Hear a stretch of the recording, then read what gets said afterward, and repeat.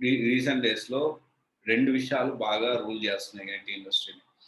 ఒకటేంటి అంటే క్లౌడ్‌కి సంబంధించి క్లౌడ్ కంప్యూటింగ్, ఇంకోటి డేటా.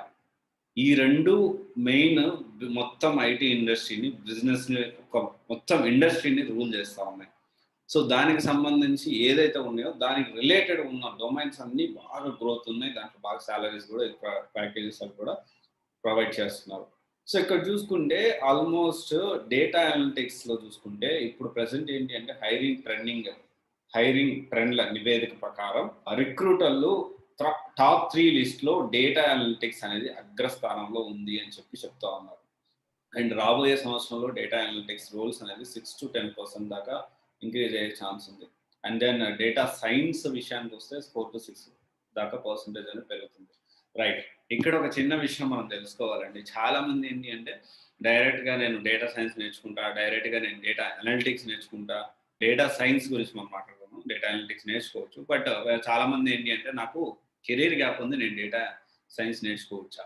సో, చాలామంది ఈ క్వెషన్ నన్ను అడుగుతా ఉన్నారు. సో, పాయింట్ వచ్చింది కాబట్టి చెప్తున్నాను. ఇంకా వేరేది కూడా ఉంది. డేటా విశ్లేషణలు ఎందుకు భారీ డిమాండ్ ఉంది అది కూడా చెప్తారు. So, first of all career gap ఉన్నోళ్ళు డేటా సైన్స్ తీసుకోవచ్చా? ఫ్రెషర్స్ తీసుకోవచ్చా?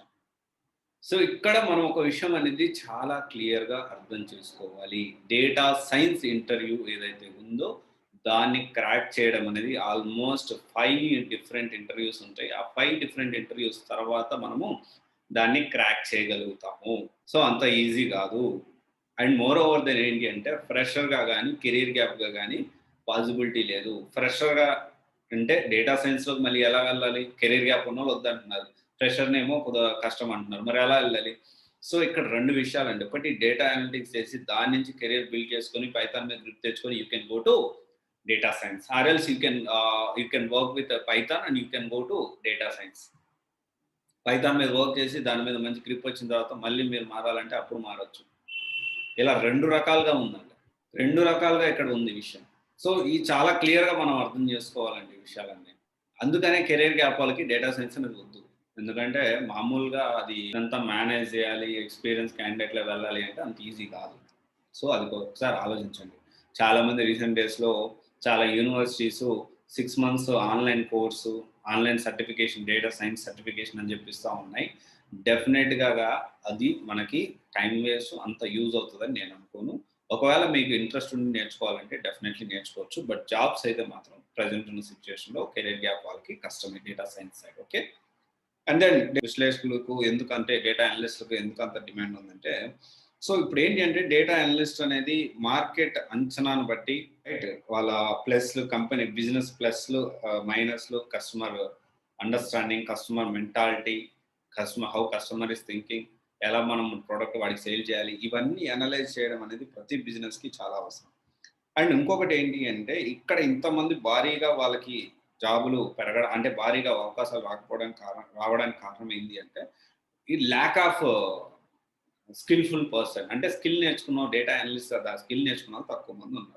అండ్ ఇంకా దీంట్లో చూసుకుంటే ఇంకా ఏమేమి ఉన్నాయంటే దీంతో పాటు అంటే ఎలాంటి ఇండస్ట్రీస్‌లో ఎక్కువ ఐటీ కాకుండా అంటే రిటైల్ రంగంలో, రిటైల్ ఇండస్ట్రీలో అండ్ బ్యాంకింగ్‌లో, ఫైనాన్స్‌లో అండ్ మిగతా గవర్నమెంట్ సంబంధించిన దాంట్లో కూడా భారీగా దీనికి సంబంధించిన డిమాండ్ అయితే ఉంది.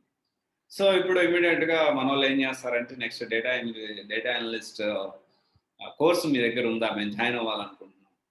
So, actually this is wrong.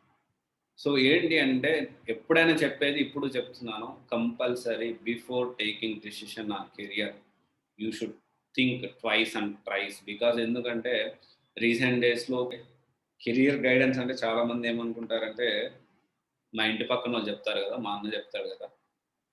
లేదా మాకు తెలిసినోళ్ళు చెప్తారు గదా! అని. ఇక్కడ మనం అర్థం చేసుకోవాల్సిన విషయం ఏంటంటే మనకు తెలిసింది చెప్పడం కాదు. ప్రెజెంట్ ఉన్న ఇండస్ట్రీ ఏంటి? నెక్స్ట్ ఏం తీసుకుంటే ఫ్యూచర్ ఉంటుంది. నెక్స్ట్ దాని సాలరీ ప్యాకేజ్ ఎలా ఉంది? అది ఎంతవరకు మనకు ప్రామిసింగ్ కెరియర్‌గా ఉంటుంది? అది మనం నేర్చుకోగలుగుతామా లేదా? మన కెరియర్‌కి అది సెట్ అవుతుందా లేదా? ఇవన్నీ కూడా ఆలోచించి అప్పుడు డెసిషన్ అనేది తీసుకోవాలి.